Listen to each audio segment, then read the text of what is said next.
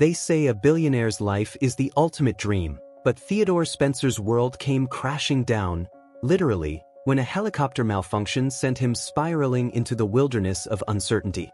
His battle for survival would expose the lies he'd built his life on, forcing him to redefine his idea of love, success, and the price of chasing money. Theodore Spencer had it all, at least, that's what everyone believed. As the founder of a billion-dollar tech startup, his name graced the covers of magazines and his face headlined every major conference. He was the golden boy of Silicon Valley, the epitome of what money and ambition could create. But behind the sharp suits and the charming smile was a man growing increasingly disillusioned. Success, it seemed, had a price tag he hadn't anticipated. On the surface, his life was picture perfect. He lived in a sprawling penthouse with glass walls that overlooked the city, his schedule filled with exclusive events attended by the rich and powerful. Charlotte Grant, his fiancée, was the perfect accessory, stunning, sophisticated, and always camera-ready. Yet, in quiet moments, when the spotlight dimmed, Theodore found himself questioning everything. Why did happiness seem so out of reach when he had more money than he could spend in a lifetime? Charlotte, always quick with a radiant smile, rarely noticed his internal battles. She was too busy planning their high-profile wedding, a spectacle designed for social media likes and magazine spreads. Theodore had tried to voice his restlessness once, but her response was dismissive, a casual laugh followed by, "You worry too much, darling. Look at all we have." It only deepened the chasm forming between them. At work, things weren't much different. Theodore's team revered him, the genius behind their massive success. But the passion that once fueled him had long since faded. Meetings felt like endless cycles of numbers and projections, none of which sparked joy anymore. His drive had been replaced by a haunting emptiness, as if he were merely a passenger in his own life. There was a time when creating technology had been his escape, a playground for his imagination. Now, it was a relentless grind, driven by investors hungry for more returns. The irony wasn't lost on him. He'd built a company that promised to connect the world, yet he felt more disconnected than ever. Even his reflection in the mirror seemed like a stranger, polished, poised, but hollow. Occasionally, memories of simpler days would creep in. The late nights spent coding in his cramped apartment, fueled by cheap pizza and a boundless sense of possibility. Back then, the dream wasn't about money or fame, it was about making something meaningful. Those days felt like a lifetime ago, buried under layers of rebranding and PR-crafted perfection. As the days passed, Theodore's discontent grew harder to ignore. He began to notice the cracks in his carefully constructed world, the rehearsed nature of Charlotte's affection, the transactional friendships of his social circle, the sterile atmosphere of his penthouse. Everything felt artificial, like a set piece in a play where he no longer wanted the leading role. Even the upcoming awards ceremony, a pinnacle achievement for any entrepreneur, felt like another hollow victory. Theodore was set to receive the Entrepreneur of the Year award, but the honor only filled him with dread. The thought of standing on stage, pretending to be the man everyone believed he was, felt unbearable.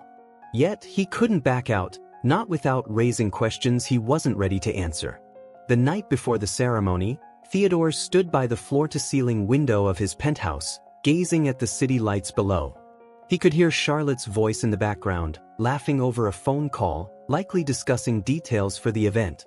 For a fleeting moment, he thought about leaving it all, disappearing to some quiet corner of the world where no one knew his name. But that, too, felt like a dream out of reach. Little did Theodore know, the next day would change everything. The carefully curated world he'd built, with all its reviravoltas and deceptions, was about to come crashing down. The morning of the awards ceremony was a whirlwind. Theodore woke to Charlotte bustling around their penthouse, barking orders at assistants about last-minute details. The tension in the air was palpable, and Theodore's unease only grew with every passing moment. He glanced at the polished trophy mock-up on their dining table, a shiny symbol of his so-called success. It felt more like a monument to a life that wasn't his anymore. Their ride to the ceremony wasn't a limousine but a sleek, custom helicopter, a fitting choice for a man of his stature. As they boarded, Charlotte was preoccupied with perfecting her makeup and chatting about media coverage. Theodore sat quietly, staring out at the skyline as the rotors began to spin. His stomach churned, and it wasn't just the altitude. Something felt off, a gnawing sense of dread that clung to him like a shadow. The city below shrank as the helicopter ascended, its roar muffling Charlotte's incessant chatter. Theodore's thoughts raced, a storm of regrets and unspoken words. Was this truly the life he wanted? Before he could dive deeper into his reflections, a sudden jolt snapped him back to reality. The helicopter shuddered violently, the once reliable machine now a cage of chaos. What's happening? Charlotte shrieked, clutching her designer handbag as if it could save her. The pilot's voice crackled through the intercom, his tone urgent and strained. Brace yourselves. We're experiencing a critical failure. Theodore's heart slammed against his chest as the realization hit. This wasn't turbulence. This was something much worse. The world outside became a blur of spinning landscapes and screaming wind. Theodore clung to his seat, the metallic taste of fear filling his mouth. Charlotte's cries blended with the shrieking alarm, a cacophony of terror. In those harrowing moments, time seemed to stretch, every second an eternity. His mind flashed through memories, moments of triumph, regret, and love. Or at least what he thought was love. The helicopter plummeted, crashing into a clearing with a deafening thud. The impact was brutal, throwing Theodore against his restraints. Glass shattered, metal groaned, and the air filled with smoke. Then silence. A silence so profound it felt like the world itself had paused to catch its breath. Theodore's vision blurred, his body heavy and unresponsive. Darkness crept in, swallowing him whole. When the rescue team arrived, they found the wreckage scattered like discarded toys. Charlotte was dazed but relatively unharmed, her cries piercing the otherwise solemn scene. Theodore, however, was unresponsive, his body crumpled and lifeless. As paramedics worked tirelessly to stabilize him, whispers of disbelief rippled through the onlookers. How could a man so untouchable be brought so low? Theodore was rushed to the hospital, his condition critical. Machines beeped rhythmically as doctors fought to keep him alive.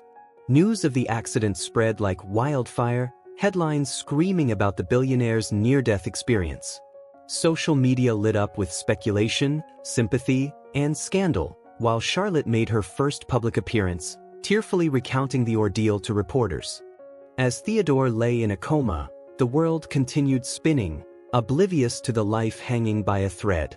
For the first time in years, Theodore was still. No meetings, no demands, no pressure. Just a fragile body and a restless mind trapped in the void. Little did anyone know, this was the beginning of something far greater than a comeback. Theodore's world was silent now, a void where time seemed to have lost its meaning. Machines whirred softly around him, their steady rhythm the only proof that his body still clung to life. Yet, deep within the recesses of his unconscious mind, there was chaos, a tangled web of memories, regrets, and unspoken fears. He floated somewhere between waking and dreaming, unable to move, unable to scream. Charlotte's visits to the hospital were rare and brief, more like photo ops than heartfelt moments. Dressed impeccably in designer outfits, she arrived with an entourage, her face painted with concern that felt just a little too rehearsed. Nurses whispered behind her back, trading knowing glances. She spent more time scrolling through her phone than holding Theodore's hand, as if her connection to him was merely an obligation. The media loved her. Headlines painted her as the devoted fiancée, a beacon of strength in the face of tragedy. Cameras caught her dabbing at non-existent tears, her voice trembling as she gave updates about Theodore's condition. "I just want him to wake up," she'd say, her tone syrupy sweet. But behind closed doors, her focus shifted. She fretted over the PR fallout, her image, and whether this accident would tarnish their upcoming wedding plans. Days turned into weeks, and Theodore remained unresponsive. Charlotte's visits dwindled, her patience worn thin. When she did appear, it was to discuss business matters with his assistant or to lament the inconvenience of her suspended social life. "I can't keep living like this," she confided to a friend on one of her visits, oblivious to the nurse overhearing. The words hung in the air like a bitter truth no one dared confront. Theodore's team handled the chaos outside the hospital. Investors grew restless, demanding updates on his health and the company's future. Theodore's absence left a vacuum, and the polished empire he'd built began to show cracks. Meetings were held without him, decisions made in his name, and yet his name alone was no longer enough to keep everyone at ease. The billion-dollar facade was beginning to crumble.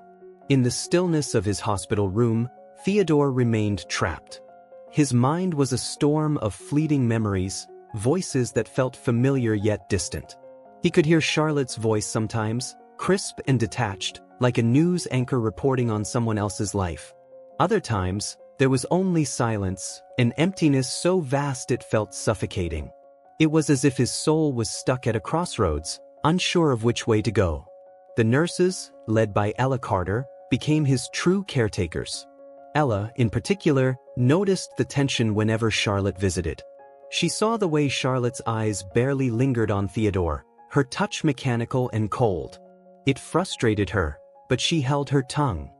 Theodore deserved better, she thought, even if he couldn't hear her.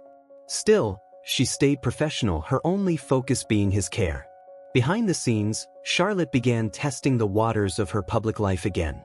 She attended a high-profile charity event, smiling for the cameras and dropping subtle hints about Theodore's recovery. "He's so strong," she cooed into a microphone, as if her words could will him back to consciousness. The crowd lapped it up, but the truth was far messier. Her heart wasn't in the hospital, it was in the headlines. Ella started staying longer after her shifts, reading aloud to Theodore from whatever books she could find. It wasn't part of her job description, but it felt right. Sometimes she read poetry, other times novels, her voice gentle and steady.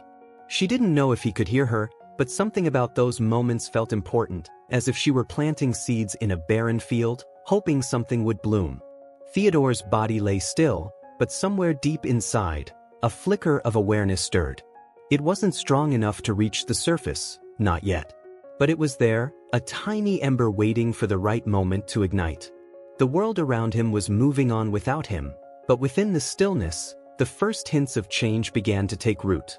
Ella Carter had always been the kind of person who saw beyond the surface. As a nurse, it was her job to heal bodies, but she believed just as strongly in tending to the spirit. Theodore Spencer's case wasn't unique to her, a wealthy man, surrounded by luxury but utterly alone in his most vulnerable moments. Yet, something about him stirred her compassion. She couldn't quite explain it, but she felt drawn to his bedside. It started with small things. She'd adjust his blanket more carefully than necessary or linger for a few seconds longer during her checks. His face, though still and expressionless, carried a heaviness that hinted at a life far more complicated than the headlines suggested. She found herself wondering who Theodore really was, beneath the millionaire facade and the media frenzy. One evening, after her shift had officially ended, Ella returned to his room with a worn copy of The Great Gatsby. She'd always loved its themes of longing and reinvention. Fitting, she thought, for someone in a liminal state like Theodore. Sitting by his bedside, she began to read aloud. Her voice was steady, filling the sterile hospital room with warmth. She wasn't sure why she started, but it felt like the right thing to do. As the days passed, reading to Theodore became part of her routine. Sometimes she brought novels, other times poetry or even silly anecdotes she thought might lighten the mood. It wasn't just for him, she realized, it was for her too. There was a strange comfort in those quiet moments, a connection that defied logic. She didn't know if he could hear her, but she believed in the power of presence. Ella's colleagues noticed her dedication and often teased her for it. "You're putting in overtime for a man who doesn't even know you're here," one nurse joked. But Ella only smiled and shrugged it off. It wasn't about recognition or reward. Theodore, in his silence, had become a reminder to her of why she'd chosen this path, to care for people when they couldn't care for themselves. Charlotte's visits became even less frequent, and when she did come, her presence was cold and perfunctory. Ella could feel the shift in the room whenever Charlotte walked in, like a chill breeze replacing the warmth. It made Ella's resolve stronger. She refused to let Theodore's recovery be defined by the absence of those who claimed to love him. One evening, as she was reading a passage from a book about resilience, Ella noticed something, a flicker of movement in Theodore's fingers. Her breath caught, and she leaned in closer, her heart racing. Was it real, or had she imagined it? She placed her hand gently over his, hoping for another sign. But the room remained still, the moment fleeting. That flicker gave Ella hope, though. She began to speak to Theodore more directly, not just reading but sharing stories about her own life. She told him about her childhood, her dreams, and even the silly mishaps of her day. "I don't know if you can hear me," she'd say softly, "but if you can, just know that you're not alone." In those moments, Ella became more than just a nurse. She became a mentor of sorts, guiding Theodore toward a place he couldn't yet see. Her words, though simple, carried the weight of belief. And somewhere deep within, Theodore's unconscious mind began to respond, like a flower slowly turning toward the sun. The world outside Theodore's hospital room continued spinning, full of money, headlines, and lies. But inside, a different kind of reality was taking shape. Ella's steady presence was planting the seeds of something new, something more real than the life Theodore had known before. And soon, the first signs of awakening would come. The morning Theodore Spencer opened his eyes, the world felt impossibly bright. The sterile white ceiling above him seemed like an alien landscape, and the soft beeping of the machines tethered him to a fragile reality. For a moment, he couldn't remember who or where he was. Then, like a flood, it all came back. The helicopter, the crash, the nothingness that followed. He was alive, but everything about him felt different. Ella was the first face he saw. She wasn't wearing her usual scrubs, just a simple cardigan over her blouse, a book resting on her lap. Her startled expression quickly gave way to a radiant smile. "Theodore," she said softly, her voice brimming with relief. It was as if she'd been waiting for this moment for weeks, and maybe she had. Theodore blinked at her, his throat dry, words failing him. Charlotte arrived later that day, dressed impeccably as always. Her entrance was a flurry of expensive perfume and high heels clicking against the hospital floor. "Oh, thank God you're awake," she exclaimed, leaning in for a kiss he wasn't prepared for. Theodore winced, the gesture feeling foreign, like a script from a life he no longer recognized. "We'll get through this," she declared, as if it were another PR campaign. Theodore couldn't quite place it, but something about Charlotte's presence felt off. Her words were kind, her tone caring, but there was a hollowness beneath it all, a polished veneer that didn't match the raw vulnerability he was experiencing. As she chattered on about media appearances and their next steps, Theodore found himself retreating inward, her voice a distant hum. Ella returned quietly during her break, carrying a cup of tea for herself and a faint smile. She sat beside Theodore, not saying much, just being there. When he finally spoke, his voice was hoarse, barely audible. "You been here the whole time?" he asked. Ella nodded, her eyes meeting his. "Not every moment," she admitted, "but I couldn't just walk away." Something about her honesty anchored him in a way Charlotte's rehearsed words hadn't. Over the next few days, Theodore began to notice the contrast between the two women. Charlotte was always in motion, her visits brief and filled with updates on everything but his recovery. Ella, on the other hand, brought a calm presence. She read to him, shared quiet moments, and never asked for anything in return. It was in those moments that Theodore began to feel a flicker of something he hadn't experienced in years: peace. His physical recovery was slow and grueling. Physical therapy sessions left him drained, and there were nights when the pain seemed insurmountable. But through it all, Ella's quiet encouragement became a lifeline. "One step at a time," she would say, her voice steady. It was a simple mantra, but it resonated deeply. Theodore clung to those words, finding strength in their simplicity.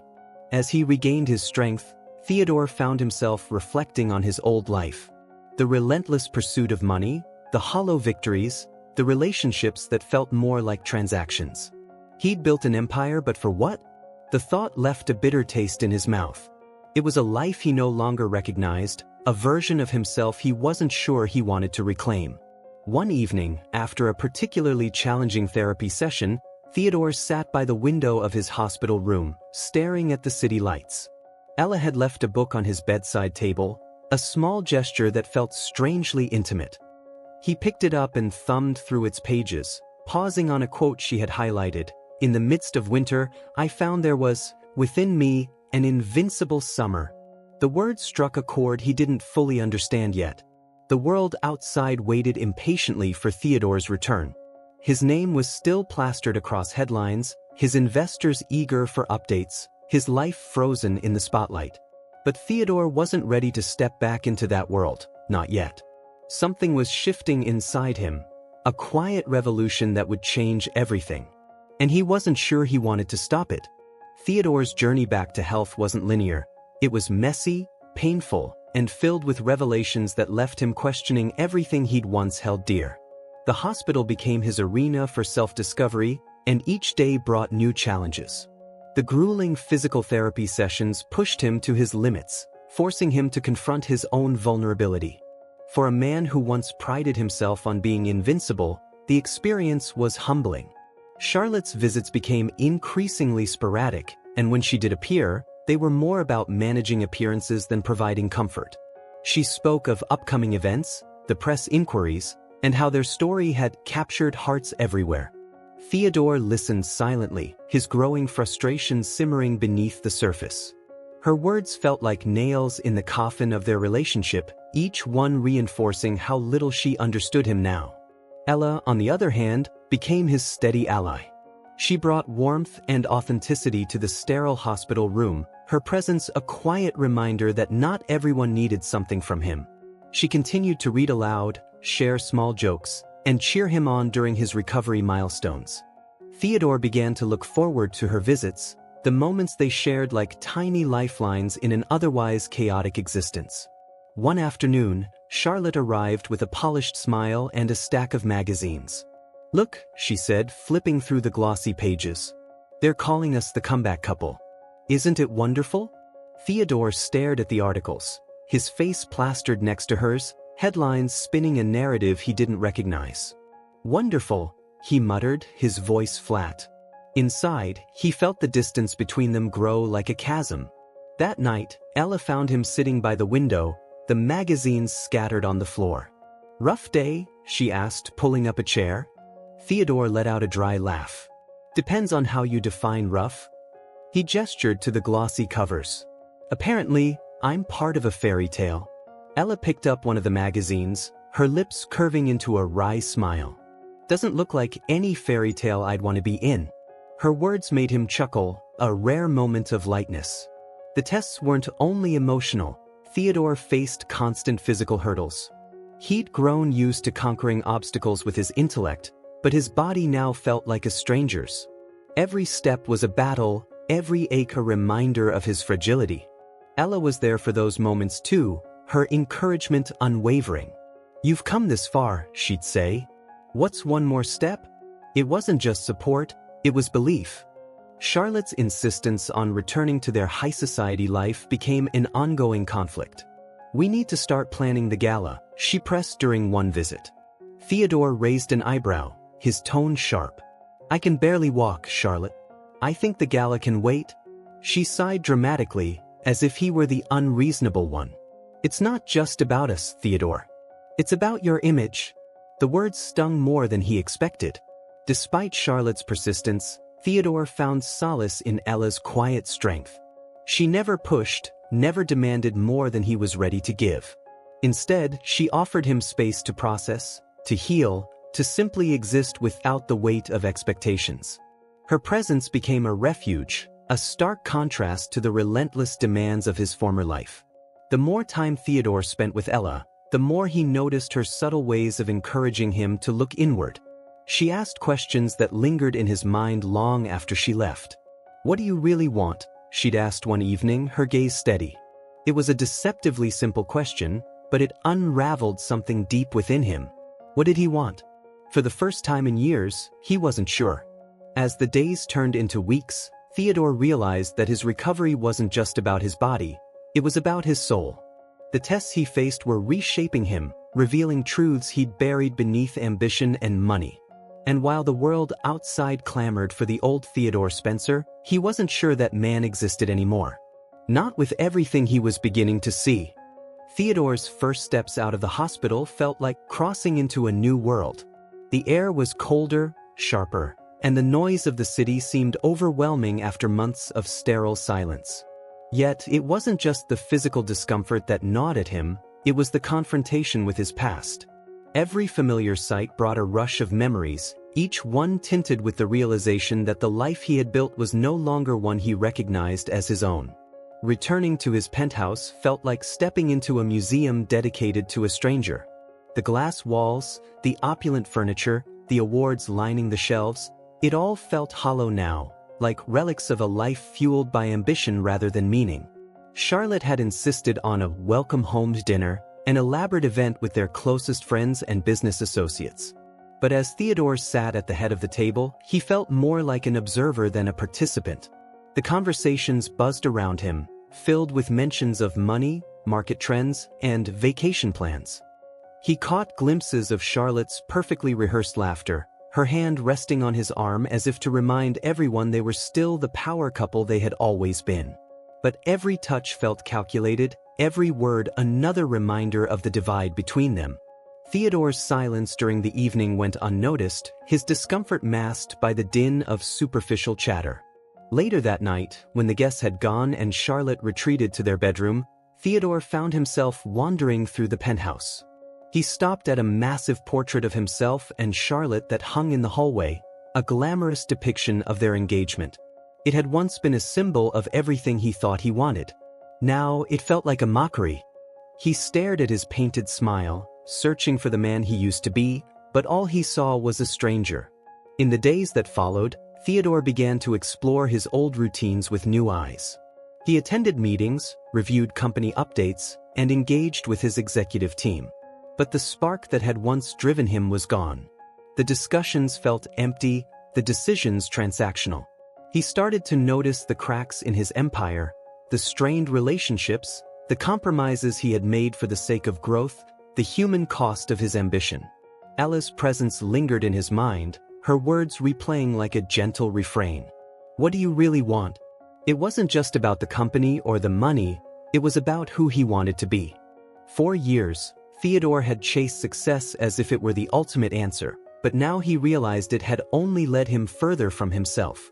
The inmost cave wasn't some external challenge, it was within him, a reckoning he could no longer avoid. Charlotte grew increasingly impatient with his introspection. Theodore, we need to focus on the future, she said during yet another conversation about their public image. People are starting to ask questions. They need to see that you're back, stronger than ever. Theodore frowned, her words grating against the quiet clarity he was beginning to cultivate. Stronger than ever? He echoed. Or just better at pretending? The tension between them reached a breaking point during a heated argument one evening. Charlotte accused him of wallowing in self-pity, of letting the accident define him. You're not the man I fell in love with, she spat, her voice cutting. Theodore stared at her, the weight of her words sinking in. Maybe I'm not, he replied softly, the admission as much to himself as it was to her. Theodore began spending more time alone, retreating to quieter spaces to reflect. He found solace in small acts, reading the books Ella had left, journaling his thoughts, walking through the park without an entourage. These moments, though simple, began to feel like glimpses of the life he'd been searching for. They were reminders that the world he had built wasn't the only one that existed. The road ahead felt uncertain, but Theodore knew he couldn't go back.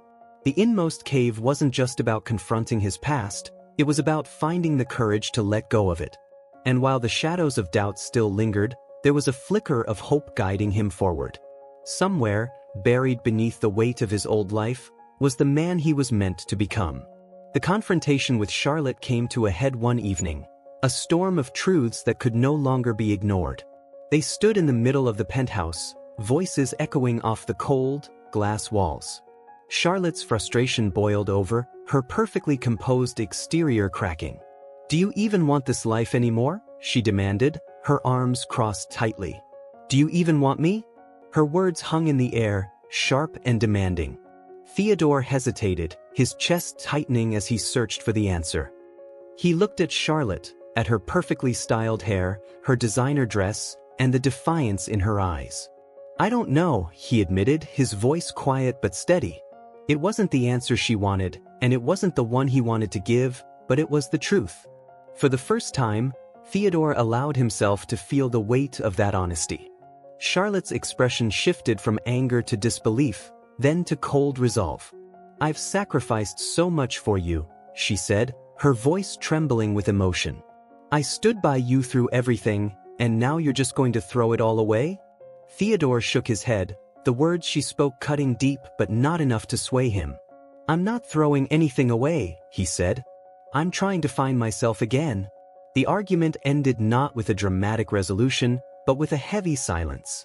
Charlotte retreated to their bedroom, slamming the door behind her. Theodore stood alone in the living room, his mind racing. He knew this was the breaking point, the moment where he had to choose between the life he had built and the life he wanted. The weight of the decision pressed down on him, but it also brought a strange sense of relief. In the days that followed, Theodore and Charlotte's interactions grew colder, more distant. They avoided each other as much as possible, the tension between them palpable.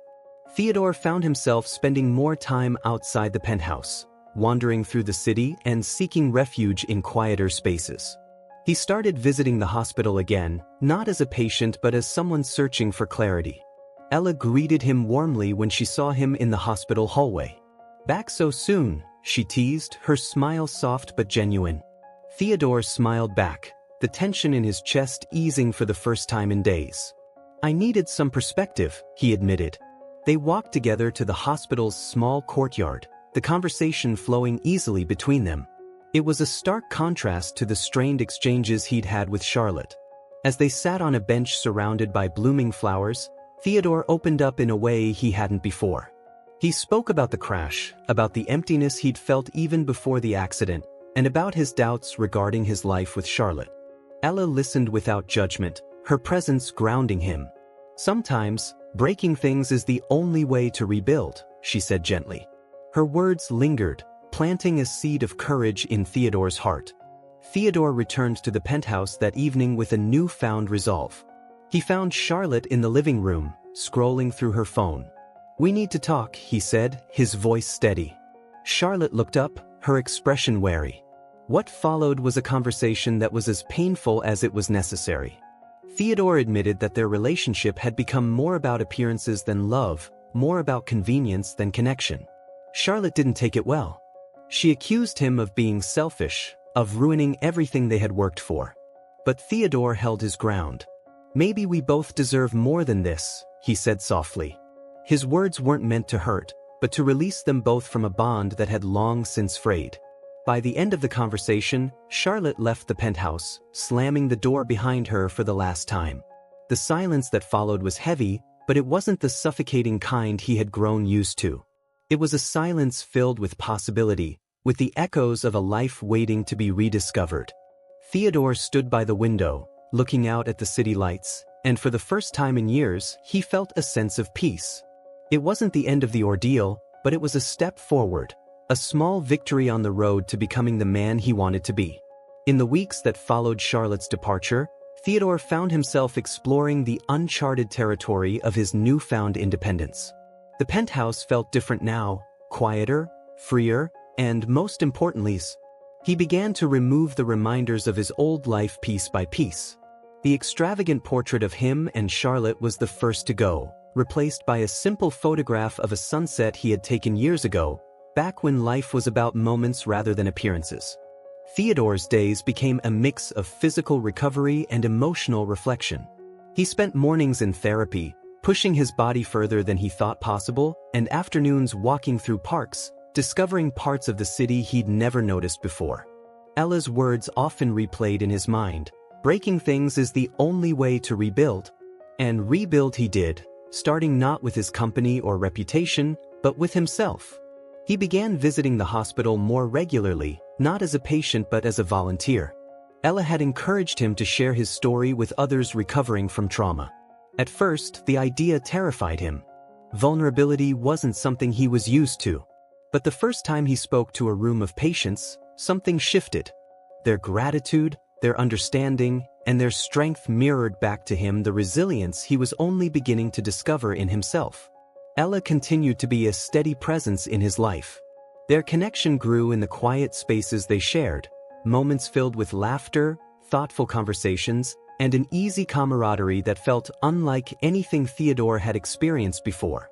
She never demanded more than he was ready to give, but her support and sincerity became a cornerstone of his healing.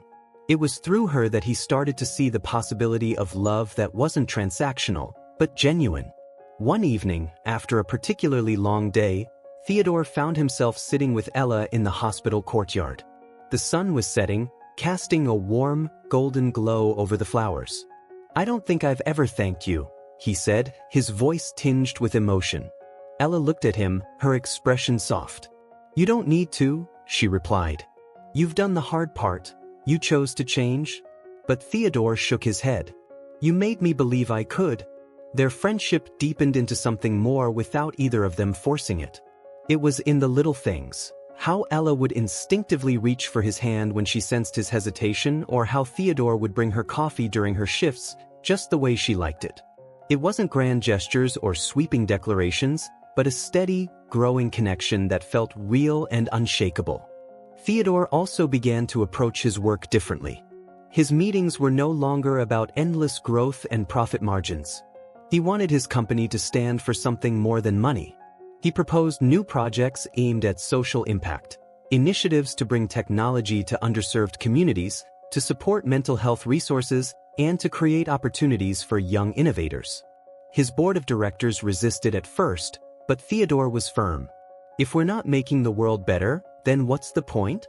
The media buzz around Theodore's transformation was inevitable. Journalists speculated about his motives, some painting him as a hero, others as a man seeking redemption. But for the first time, Theodore didn't care. He wasn't living for headlines or approval anymore. His focus was on building something that mattered, for himself and for others. And with Ella by his side, he felt stronger than ever.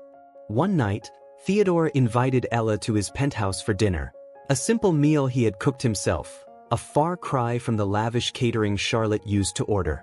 As they sat by the window, the city lights twinkling below, Theodore felt a sense of contentment he hadn't known was possible. "I don't know where this is going," he said, his voice quiet but steady, "but I know I want you to be part of it." Ella smiled, her eyes warm. "I think we'll figure it out together." The reward wasn't just the growing love between them or the changes Theodore was making in his life. It was the peace he felt within himself, the realization that success wasn't about money, power, or appearances, but about authenticity, connection, and purpose. He hadn't just rebuilt his life, he'd created one worth living. Theodore's return to the company boardroom felt different this time. The conference table, once a battleground for power moves and profit projections, was now a place for purpose. Theodore sat at the head, but his demeanor had shifted. Gone was the intimidating mogul who commanded with sharp precision. In his place was a man who listened, collaborated, and spoke with conviction about a new direction. His vision wasn't just about money anymore. It was about meaning. His proposal to redirect the company's resources towards social impact initiatives was met with mixed reactions. Some executives praised his newfound focus, while others worried about the bottom line. Theodore expected the resistance, but he didn't waver. "If we don't adapt, we'll fade into irrelevance," he said firmly. "The world is changing and it's time we change with it." Slowly, he began to win them over, not with force but with the clarity of his purpose. Outside the boardroom, Theodore continued to redefine his life. He downsized his lifestyle, selling the penthouse and moving into a more modest home that felt less like a trophy and more like a sanctuary. He spent weekends volunteering at the hospital, connecting with patients who reminded him of his journey. Each conversation reinforced his belief in the power of human connection, something he'd neglected for so long in his pursuit of success. Ella remained his anchor throughout this transformation. She challenged him in ways that no one else dared, pushing him to question not just his past choices but his future ones too. "You don't have to prove anything to anyone," she told him one evening as they walked through the park. "Just be the man you want to be." Her words were simple, but they carried a weight that stayed with him. Their relationship grew stronger, built on mutual respect and a shared commitment to living authentically. Ella's warmth and sincerity were a stark contrast to the superficial world Theodore had once inhabited. With her, there were no games, no pretenses, just an honest partnership that grounded him. And in that simplicity, Theodore found a kind of love he hadn't believed was possible. As Theodore's company began rolling out its new initiatives, the media took notice. Headlines shifted from speculation about his accident to stories of his transformation. His decision to focus on mental health and underserved communities drew both praise and skepticism, but Theodore wasn't concerned with public opinion anymore. For the first time, he felt he was building something truly meaningful. One day, while reviewing plans for a community tech center, Theodore paused to reflect. The center would provide free resources and training for young innovators, a dream he wished someone had made possible for him in his early days. It was a small step, but it symbolized a larger shift. Theodore no longer saw his success as an individual achievement. It was a tool to uplift others. The more Theodore gave, the more fulfilled he felt. The metrics he once obsessed over, revenue, market share, public perception, began to fade in importance. What mattered now were the lives he touched, the opportunities he created, and the legacy he was building. The man who once measured success in millions now measured it in moments. Theodore and Ella's journey wasn't without its challenges, but they faced them together. When doubts crept in, they reminded each other of how far they'd come. Their relationship wasn't about grand declarations or fairy tale endings. It was about showing up, day after day, for each other and for themselves. And in that quiet consistency, they found something far richer than the highs and lows of fleeting passion. The road back wasn't about returning to who Theodore had been. It was about becoming the person he was always meant to be. Each step forward was a rejection of the lies, the pretenses, and the empty pursuits that had once defined him. And with Ella at his side, he was ready to face whatever came next, knowing that his journey was far from over. Theodore's transformation became evident not just in his actions but in his presence. There was a lightness about him now, a sense of purpose that seemed to radiate. The man who once walked into rooms commanding attention through power and intimidation now inspired others through quiet determination. He had faced the shadows of his past and emerged with a clarity he'd never thought possible. The first major milestone of his company's new mission was the launch of a community tech center in the heart of the city. Theodore stood before the gathered crowd, a mix of young innovators, local leaders, and community members. His speech wasn't rehearsed or polished. It was raw, honest, and deeply personal. "This isn't about me," he said. "It's about creating a space where anyone can dream as big as they want and have the tools to make those dreams real." The applause that followed wasn't the thunderous kind he'd once chased. It was quieter, more genuine. And for the first time, it felt like enough. As the ribbon was cut and the crowd dispersed, Theodore took a moment to stand back and watch the center come to life. Kids explored the tech labs, mentors guided eager learners, and the air buzzed with possibility. It wasn't just a victory for the company, it was a victory for everything Theodore had fought to reclaim. Ella stood by his side, her smile as warm as ever. "You did it," she said, nudging him playfully. Theodore shook his head, a grin tugging at his lips. "We did it," he replied. Their partnership had grown into something far greater than either of them had anticipated. It wasn't just love, it was a shared belief in each other and the world they were building together. Despite the outward success, Theodore's resurrection wasn't without challenges. There were moments when old doubts crept in, when the weight of his responsibilities threatened to overwhelm him. But unlike before, he no longer faced them alone.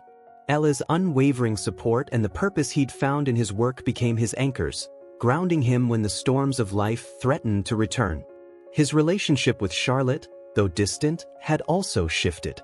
They met one last time to discuss the final details of their separation. There was no bitterness, no anger, just a quiet acknowledgement that their paths had diverged. "I hope you find what you're looking for," she said softly before leaving. Theodore nodded, her words a bittersweet farewell to a chapter of his life he was finally ready to close. As time passed, Theodore began to see the ripple effects of his transformation. His team, once driven solely by profits, started to embrace the company's new vision. Colleagues who had once viewed him with skepticism now spoke of him with admiration.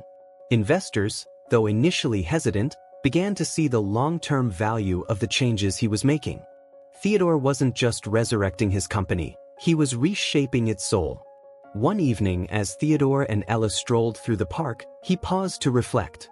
The city lights shimmered in the distance, a backdrop to the life he'd left behind. "Do you ever think about how far we've come?" he asked, his voice soft. Ella smiled, slipping her hand into his. "All the time," she said. "But I think the best part is that we're not done yet."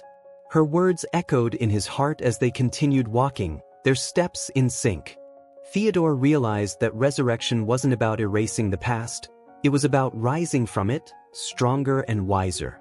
He had faced his greatest fears, confronted his deepest truths, and found a way to move forward with integrity and love.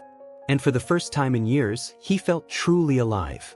The resurrection wasn't the end of Theodore's journey, it was a beginning. The man he had become was no longer defined by money, success, or the approval of others. He was defined by the connections he nurtured, the purpose he embraced, and the love he had found. And as he walked beside Ella, the road ahead felt brighter than ever before. Theodore Spencer returned to the world not as the man he once was, but as someone profoundly changed. The city buzzed around him, its pace as relentless as ever, but Theodore no longer felt the need to match its rhythm. He carried with him a quiet confidence and a sense of purpose, his days no longer consumed by the hollow chase for money or validation. Instead, his focus was on what truly mattered: connection, compassion, and creating a legacy that would outlive him. His company, once a symbol of unchecked ambition, had become a force for good. The community tech centers were thriving, their impact growing with every passing month. Theodore's team, inspired by his leadership, embraced a culture of innovation and humanity. The headlines that once celebrated his wealth and scandals now told stories of the lives his initiatives were changing. Theodore had transformed his empire into something that truly reflected his values. Ella stood at the center of his transformation, her presence a steady reminder of everything Theodore had come to cherish. Their relationship wasn't the whirlwind romance of fairy tales. It was steady, grounded, and real. Together, they shared quiet mornings over coffee, evenings filled with laughter, and moments of reflection that bound them closer. They were partners in every sense, building a life rooted in authenticity and shared purpose. One of the most significant moments of Theodore's return came when he spoke at an event for young entrepreneurs. Standing on stage, he looked out at a crowd filled with bright eyes and hopeful smiles. "If I've learned anything," he began, "it's that success means nothing if it doesn't make the world better. Don't just chase dreams, build ones that matter." His words were met with applause, but the real reward was the conversations that followed. Dozens of young people approached him afterward, their excitement palpable, their ideas inspired by his message. Theodore's personal life also flourished in ways he hadn't anticipated. He reconciled with his estranged parents, inviting them to his new, smaller home for dinner one evening. The conversation was filled with warmth and a vulnerability they hadn't shared in years. "We're proud of you," his father said, his voice thick with emotion.